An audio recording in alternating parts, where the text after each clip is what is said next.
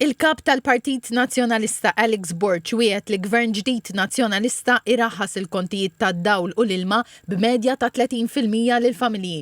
F'diskors matul masra li f'Bormla, il-kap nazzjonalista enfasizza li fl-istess waqt gvern ġdid nazzjonalista iżomm is-sussidji tal-enerġija. Dr. Borch qal li fil-jiem li ġejjin se jkun qed jispjega kif se jiffinanzja dan it-traħħis. Il-kap nazzjonalista qal li l-Partit Laburista ma jagħmilx differenza bejn gvern u partit, tant li f'jum il-ħaddiem il-Prim Ministru ħareġ mill-bibien ta' Kastilja biex jindirizza attività politika. Irrimarka li Gvern Nazzjonalista jidħol Kastilja biex jaqdi l-ħdiġijiet tan-nies u l-bibien ikunu miftuħin kuljum għall-poplu. Żied li Malta għandha bżonn tim ġdid, ġenerazzjoni ġdida għax il-pajjiż ma jiflaħx 5 snin oħra ta' traffiku u ta' ħajja dejjem tola. Għalli matul l-ewwel ġimgħa tal-kampanja elettorali il-Partit Nazzjonalista spjega l-viżjoni tiegħu fil-qasam tas-saħħa bit-tir li jibni kullana ta' sptarijiet madwar il-pajjiż.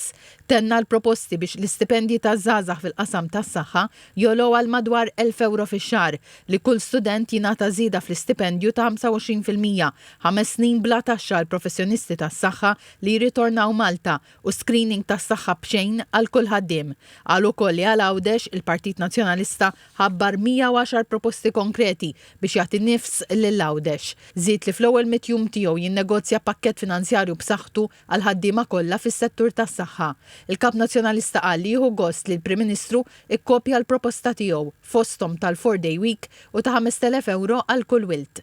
Temm jgħid li l-viżjoni tal-Partit Nazzjonalista tindirizza liż-żgħażagħ, l-anzjani, il-familji, is-self-employed u dawk single li enfasizza mhux se jkunu minsija mill-Partit Nazzjonalista.